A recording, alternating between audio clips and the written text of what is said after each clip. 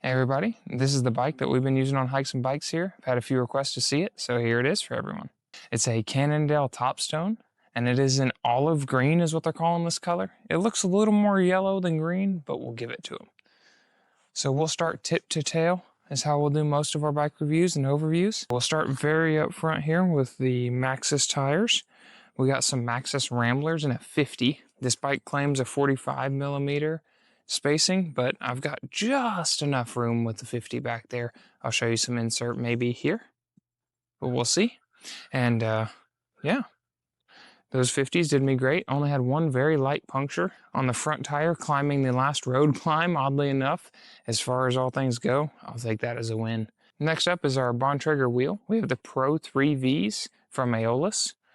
Love those carbon wheels. They're a 37-ish deep wheel, and they've done me really well. They have no weight limit, and they have a lifetime warranty. So if you ever break one, you take it into a Trek shop, they give you a new one. It's great. I haven't had to use that yet, but I've always had really good luck with Trek service. These are SRAM Rival hoods. We have a mullet setup back there, but we'll get to that in a little bit. But we went with Rival hoods for now, just because I wanted to test out the system. Probably upgrade to Force in the future, just because I'd like the slightly elongated handles. I've got kind of big hands, so it'd be nice to have a little longer grip up front. And I'm still looking for a little reach out of this bike, which we'll talk about in a minute, but fits pretty close. It's doing great so far. Next in line, we'll be looking at the fork. This is a Suntour GVX 60 millimeter fork.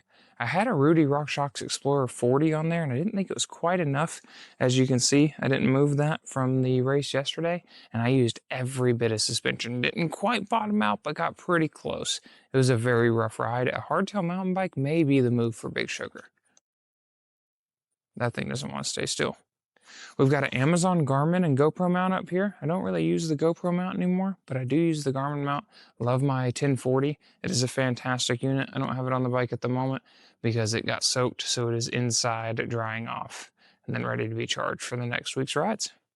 I've got a Zip SL bar here. I don't remember exactly which variant. I'll try to throw that here, but it is a 38 mil up top and 42 in the drops, so very little flare, but it is really nice. It is exactly right for my width. I may even go one narrower to a 36 in the future, but if I do that, I'll let you guys know. We have some basic, I think it's Buckloos from Amazon bar tape. It is very similar to Lizard Skins. It's a 3.2 millimeter, and I cut an extra strip and put right there for if we're doing the lovely TT position. And that way I've got a little bit of reinforcement under my arms. I'll show you guys that at some point when I do the next bar tape here in the next week or two. And that's been a really good setup. I've been enjoying that a lot. I've got a 130 millimeter stem on this bike, as you can see. If it quits trying to fall over on me, it is way out there. It is still well within. I could probably run a 140 stem. If I don't switch to Force hoods, I think I'm going to find a 140 stem, but we're kind of debating right now what makes the most sense. Almost fully slammed. I've got a 3 millimeter spacer under there. You can't really see with the bag setup, but this is the bags I ran for Big Sugar. I run most of this most of the time. I'm hit and miss on the phone bag, but just for whether or not it's convenient for that day and if I need the extra storage. Needed a lot of food. We were initially planning on doing the 100.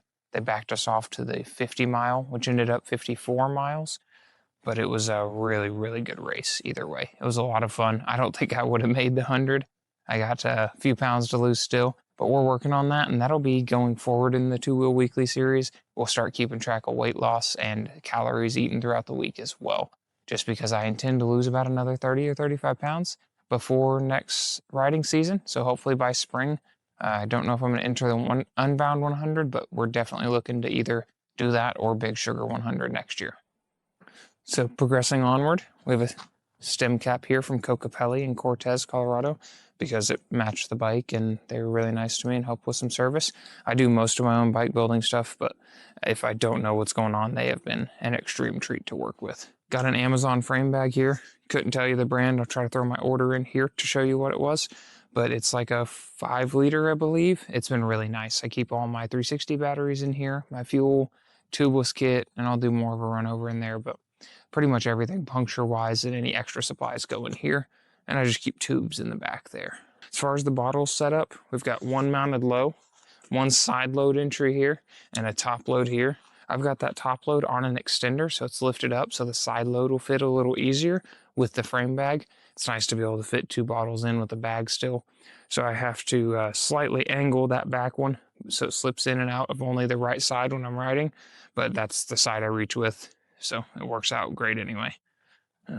We talked about the Kingpin. That's about 30 mil of suspension here and about 10 at the rear axle. It does help quite a bit. I can tell sometimes it's a little bouncy if stuff gets real rough, but bouncy is better than pain. Absolutely loving this Physic saddle. I don't remember exactly which model it is, but it is one of their cutout saddles. It's a lower tier option, but I've been really enjoying it.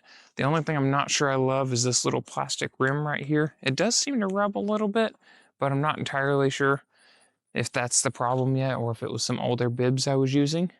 But I've absolutely loved this Physic Argo saddle. So kind of jumped around a little bit there. So let's go down to the bottom. We've got a Rival crankset with a 42 front ring on right now. That was way too big for Big Sugar. Even with the Eagle in the back, we could definitely go down to like a 36 probably for Big Sugar. There was a lot of climbing. 3,500 feet over 54 miles for a heavy boy was kind of painful. If you're under 200 pounds, this setup's probably great. But for those of us sitting around 220 at the moment, oof, that was rough. It was fantastic though. It was a good time. So now we're going to kick over to the Asioma power pedals. I've got the dual-sided power pedals. Been really enjoying those, running those 3 or 4 years now. I did have to have the right pedal replaced, but Asioma took care of that entirely without any fuss or fight. The pedal just started reading odd numbers, 700 to 1,000 watts or so, which sprinting maybe, but not just average riding at like 120, 140 watts. It was reading way too high, but they took care of that, no questions asked, didn't have me pay shipping. Fantastic company to work with, cannot recommend their pedals enough. And nothing here is sponsored, but if anybody here wants to sponsor me, you can reach out. Also looking for a checkout frame if anybody's in the market. But same tire in the rear, 50 mil as well, and I'll show you that clearance here in a moment. I'll probably insert some roll here. We've got a KOM cycling rear bag from Amazon. It holds my Garmin Varia. I did not run the Varia for this race. I didn't see the need. It was mainly closed roads and all off-road. 85–90% of it was off-road. So we just decided the little bit of weight savings there, since I didn't quite make my weight goal, was going to be worth it.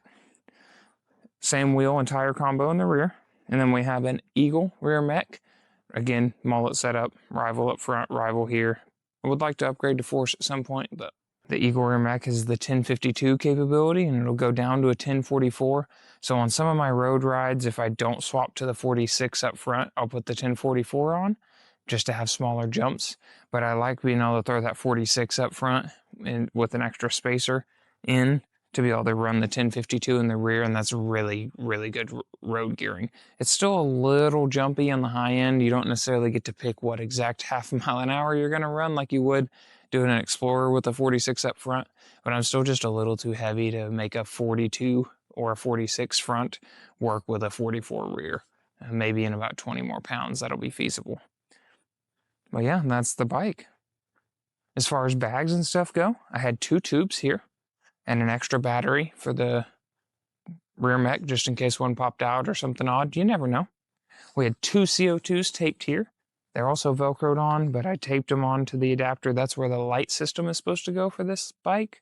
I don't see the need to have their fancy light system. I have lights, and I switch bikes pretty often, so I didn't see the need in paying that extra money for that. But I do like their little hole there because it does also give you in-frame access. I have yet to find a need for that in-frame access, and the port's a little small. If they could widen that next year to make more of a sleeve system, that would be great. I'm going to try to 3D print something with some TPU, but I'll let you guys know how that goes in a future video if I end up doing it, because it is a weird compartment to get in. You could fit a tube in there, but it would be an ordeal to get it out, and I don't know that that's what you want to do mid-race. As far as the frame bag goes, I had a few items in here. I had a multi-tool. I had my frame pump there. You can't quite see. I had 2 tire levers, and I went with 3 total CO2s. I've got a CO2 adapter on this guy here. Oh, did he fall off during the race? He did. I had pre-threaded that on there. All right, here's everything a little bit up close. So we've got just a random tire lever go with whatever your choice is. I've got an extra master link. You never know. I had it taped inside. It looks like tape wrapped around it. Got a Crank Bros multi-tool. I love these Crank Brothers multi-tools. They are fantastic. This is my original one, but I have a second one that when I thought I had lost this one forever, I had bought again, exact same unit. It is a little on the heavy side, but to me, the chain brake's a must. And you never know if you're going to roll up on somebody else's bike on the trail. I probably should get a separate race multi-tool, but for me, I like helping people any way I can. So having the extra tools is kind of nice. I don't have a Torx on mine, and I don't have an 8mm on mine, but someone might. Got an extra derailleur hanger here because this bike does not have the UDH. It's a 2024 model. Got an extra battery that I thought was in the tail bag, but I guess was in my frame bag. And then the lovely Lezyne tire plug tool, and I didn't need it because the stand sealant I was using filled right up. Love that stand sealant. Stand is fantastic. I've got an Airush Pro pump in here. This is the pump I run. It's an Airush Pro. I really enjoy this pump. They cover the tip there, handle tees out, which is nice, and then to actually get it to inflate, you have a pressure reader, which is super helpful in both PSI and bar. Oh, I spun that way too fast. PSI and bar on both sides, and then this piece clicks in, and then you thread it on. I tend to thread this on first and then click. And the nice thing about this is it's got just enough flex to it that if it's cranked over on the wheel, you can still get it sideways to really get good leverage to pump on it.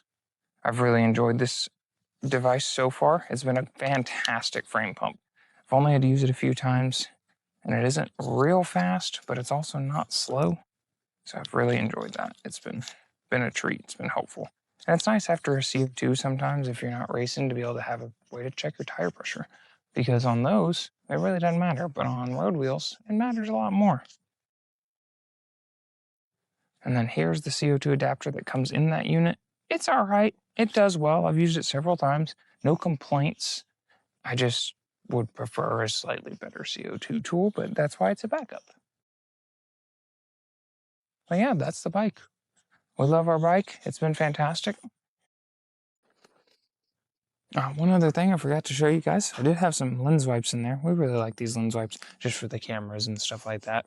And again, sorry in advance, I probably already said it, but it's going to be a little rough on the footage. The camera shocked me. We had footage all over the place. It seems like some of it disappeared. Some of it's foggy, so I'm going to go ahead and throw that disclaimer in now that I hope the video looks great for you guys, but no promises because it was a miserable rainy day. Even though it was a fantastic bike ride, we can only do so much about the weather. And that camera loves to fog up. The lovely Insta360 right there fogs up a lot. Well, thank you for checking out the bike with us today. We had a good time. Big Sugar was fantastic. I'm pretty happy with myself. I hit all physical goals I could have, minus the weight loss I fully intended on. I was about 10 pounds shy, but I had a heavy plateau for about 6 weeks. I wasn't quite dieting as well as I should have, but it was a pretty rough stint with life and work. We were very busy, and I altered my training a good bit towards the end there with some hikes and stuff just based on where we had moved to because we really wanted to do Columbine Lake and a few other fun hikes that replaced some bike rides. But I think those also helped with some mental resilience. So anytime you can get outside and do something fun, enjoy it. And this was great. Love the bike, love the setup. It all worked really well, just as intended. I'm kind of glad they dropped it to the 50 because I don't know that I personally could have completed the 100. It was a very hard ride. Definitely lean towards hardtail mountain bike if you have any considerations about doing Big Sugar. I would recommend a hardtail as opposed to a gravel bike unless you have something with pretty decent rear flex like this bike did. Run some very low pressure. We had to run a little higher because of the rain, and you never know with how slick it's going to be. But I would definitely go hardtail mountain bike with an air suspension post or something. I mean, give yourself every advantage because my back is very upset today, and I can't recommend that for anyone else. Maybe a Trek checkout. I would absolutely love to run a checkout for you guys next year if you're willing to do that. Thank you guys for looking over my bike with me today. I hope you have a great one. See you next week.